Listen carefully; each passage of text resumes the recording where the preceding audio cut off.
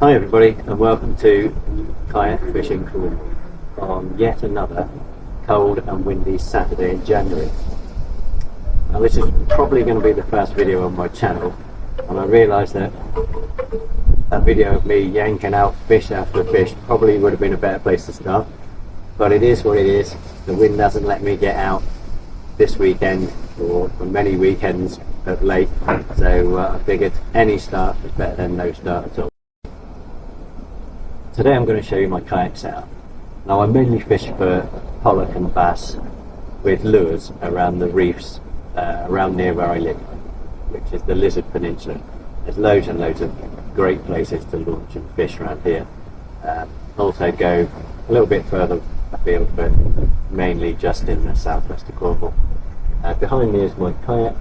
It's a 2018 Hobie Compass, which I was lucky enough to pick up off eBay for a sensible amount of money, not like a new one.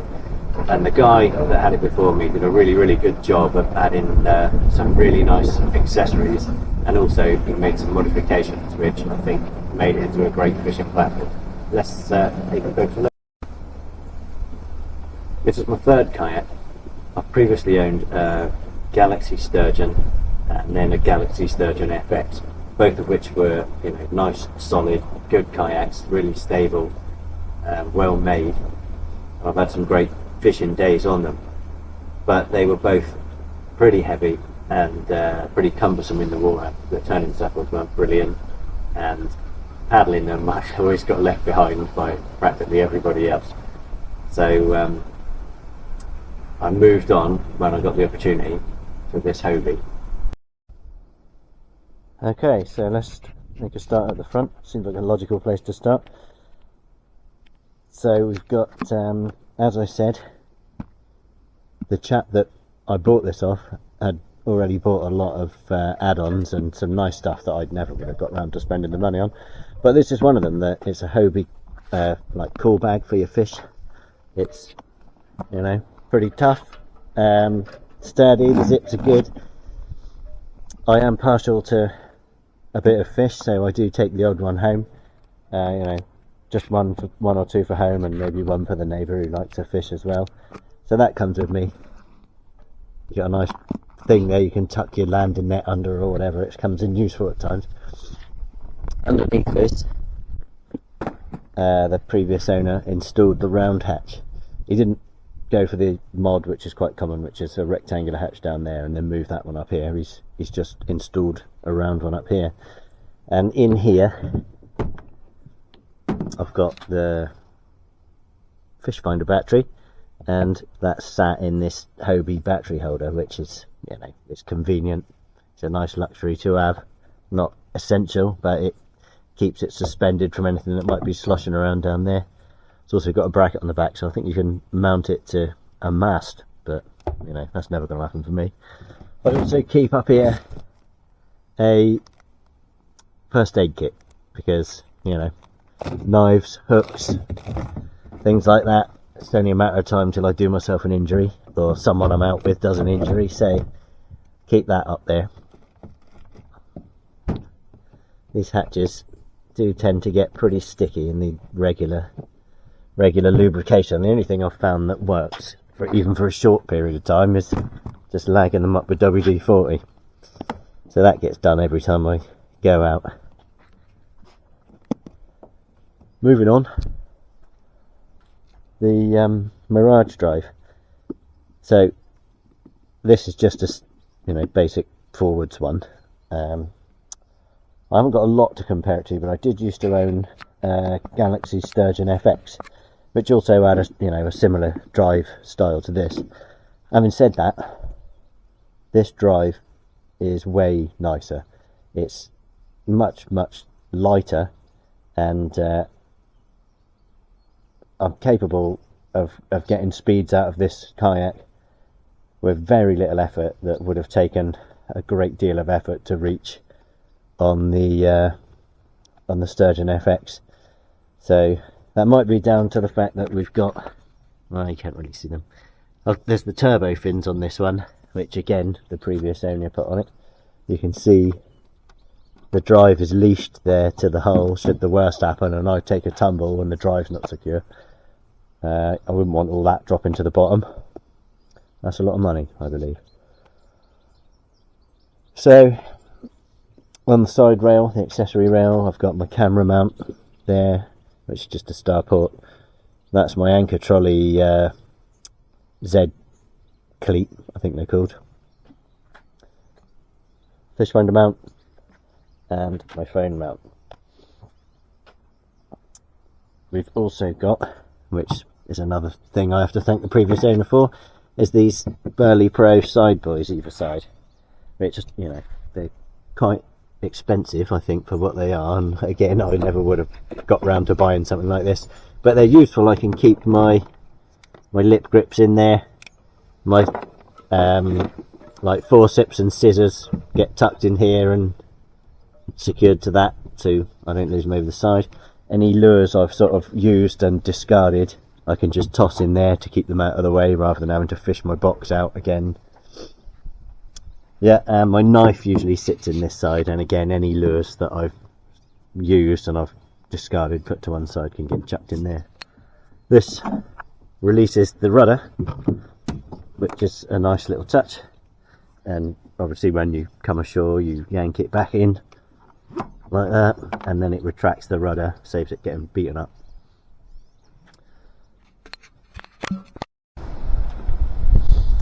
So if we take a look at the right hand side, here's where I keep my fish finder, which is a Hook Reveal 7 with a 3D printed sun visor, which I got off some geezer on the internet for a very, very reasonable price. The Hook Reveal 7, yes, a nice fish finder. Kind of wish I'd gone for the triple shot with the side scan. It wouldn't a lot of extra money, and it just would have been nice to have. Now I did get the Navionics map card for that, but I didn't realise at the time that that requires an annual subscription, so they want you to spend 40 odd quid on an annual subscription for your fish finder to keep all the nice high detail charts and all the rest of it, but that doesn't support the relief shading, so all I'm getting really for that subscription is some slightly nicer contouring on the sonar, which, you know, isn't really worth that amount of money. So my solution to that is to have my phone down here, which I have got an active subscription to Navionics on, in a ball mount holder and a waterproof case, so I can run the fish finder and the standard map on the fish finder, and then down here on my phone I can run the relief shading. So, you know, just looking at the two, it tells me pretty much everything I could want to know about the ground I'm going over and fishing on. It worked out really well. So, I mean, that fish finder is my third, I think, and, you know, with the benefit of hindsight, I could have just kept the Garmin Striker 4 that I had originally, bought myself a phone mount and a waterproof case and a subscription to Navionics, and that would have done everything you really need it to do. Yeah, the Garmin Striker 4 was a good fish finder, but at the time, you know what it is, money burning a hole in your pocket, that kind of thing. Anyway, moving on. Centre hatch, polarised glasses, paracetamol in case I'm out there and you know, my back starts hurting or get a headache or whatever. Keys go in there. Generally when I hit the water this gets shut and it stays shut. I don't put tackle in there or anything like that. If I'm running my live bait tank, then I'll stick the battery to run that will go in there, but that hasn't had a lot of use as yet. So coming towards the rear, this seat, I think it's the Vantage seat, is fantastically comfortable. There's no adjustment in it, which is odd. Well, you can adjust the back backwards and forwards, and I think you can tension up the lumbar, but as far as moving the whole thing backwards and forwards or up and down goes, it's not happening. But that's not proven to be a problem for me. It's actually, well, I'm 6'1", and it's a very comfortable position to fish from. It's a very comfortable position to pedal the kayak in. When I was in the Galaxy Sturgeon FX, I found that really difficult to find a comfortable position, and after 3 hours on the water I was in quite a lot of pain. 4 hours on the water and I was heading for shore as fast as my destroyed back could get me there, but that's probably just a personal thing. I've not heard anyone else complain about it, and I've read a lot about the sturgeon effect. So yeah, either side we've got these rails which the previous owner installed, and mounted on those are these I think they're Scotty rocket tubes or rocket holders, but they're great. I mean, the rails are great and the rocket tubes are great, so when I'm moving between marks, or if I'm in the mood, I'll be trolling rods from these two. You get a great view of both the rod tips as you're going along, and they're right there on your hands. You know, it's really nice for trolling, really nice setup. Also, on the rare occasions that I do fish bait, they're perfect for sticking the rods in whilst you're just waiting for something to happen, which is what bait fishing is all about. And what else have we got? The Hobie H crate, another thing that came with this when I bought it. It's great, you know, it's sturdy, really solid. You've got rod holders built into it with these little boink elastic things that keep your rods nice and secure in it should anything happen.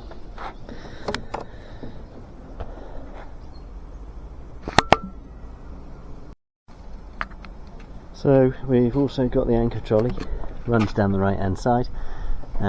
It's quite a nice one actually. I'm not sure what the make is, but again it's what the chap who had it before me installed. Because I don't do a lot of bait fishing, I've only used it a couple of times, to be fair, but it's something I'm going to try and do more of this year. Get the anchor out and see if I can catch a few different species rather than just smashing the pollock and the bass, which is what I've been doing for the last couple of years. Paddle on the side, secured in there, leashed up, just in case the Hobie drive packs up. You know, it might do. It's six years old, so you know, it ain't gonna last forever, and it's obviously gonna break at the worst possible time. This is another useful bit of kit that came with the kayak. It's just like a Hobie tackle box holder. Typically I don't bother with it unless I'm going fishing with bait, or I'm going to try and do some live baiting, and I'll chuck a bit of tackle in that and lose the H crate in favour of the live well. Rod wise and reel wise, nothing special. I've got a couple of relatively cheap flayed and spinning rods, which I use for flicking lures about, trolling. Yeah, basically that's it. The reels on them, they're not expensive. It's a Spyro, an Achios Spyro 5000. That's an Achios Spyro 4000. This will be their third year, so they just get rinsed off, WD-40, and they're going strong. You know, they're nice smooth reels. The handles are nice. For 50 quid each, I mean, you can't really go wrong. And if by something happens and they go over the side, I'm not going to be heartbroken. I've just dropped a 200 quid pen over the side. So the two spinning rods, I generally take a short rod with a set of feathers, or like small sabikis on, in case I go over a shoal of fish. I can whip it straight out, drop it on them, and try and work out, you know, it might tell me what the predators are feeding on that day. Herring, mackerel, sand eels, you know, it's all useful info to have. What's it called? The sea tug. Yeah, the sea tug goes on the back. This one's got the rail adapter kit, which is a game changer. The pads were pretty naff, to be fair. Your kayak would be skidding around on them, and it was a pain. But those rails make so much of a difference. Your trolley sits, or your kayak rather, sits rock solid on your trolley. You can drag it over boulders and all sorts of junk, and you know you're perfectly sat there, solid, not going anywhere. So money well spent, those rail things. And the Sea Tug in general, probably the best trolley I've had, definitely the best trolley I've had, but not the perfect trolley, because the wheels, I just don't rate the wheels, to be honest, or the Sandtrax wheels, they're even worse.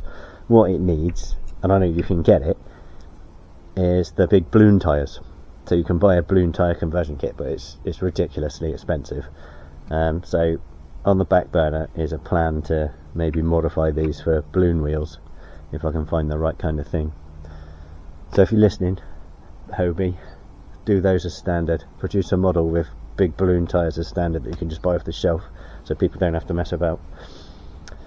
Yeah, the last rod I take is this little bait caster. So if I'm just dropping lures down on the reef and jigging or reeling them up, then I use that because it's a great bit of sport. You know, even a 3-pound pollock will put a lovely bend in that rod and give you a good old fight. Okay, small landing net. I've lost so many fish by the side that I take this just so I can get their head in it, and then, you know, it gives you a much better chance of actually getting them, especially the bass. They just masters of flicking hooks out at the side of the kayak. So that's why I take that along. Obviously it's leashed in, and I think that's pretty much it. Hobie has a rudder control on the left, which is lovely.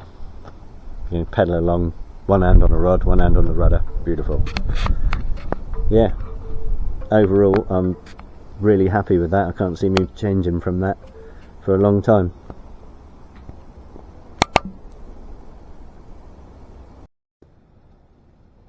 So obviously this time of year I'll be wearing a dry suit, keep myself nice and toasty, and it goes without saying, a PFD. I wear this Palm K-Cora.